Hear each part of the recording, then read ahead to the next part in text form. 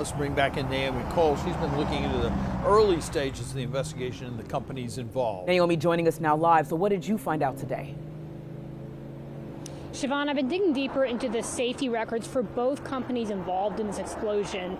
Brenntag is the company that operated the tanker truck, and Carolina Beverage behind me is a facility that it was delivering chemicals to. Now, Brenntag describes itself as the global market leader in chemical distribution.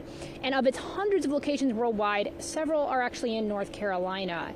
Online OSHA records don't list any recent fines in North Carolina, but the company does have a handful of violations around the country. Carolina Beverage Group is based in Mooresville, but they also have two other facilities in Minnesota and Texas.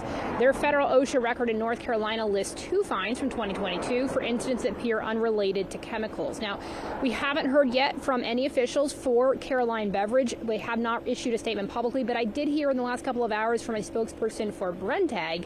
They confirmed their involvement to me, and they also told me that they are constantly working to achieve 0 incidents across their organizations. You can hear more from them online right now. I'm live in Mooresville. Naomi Cole, WBTV, on your side.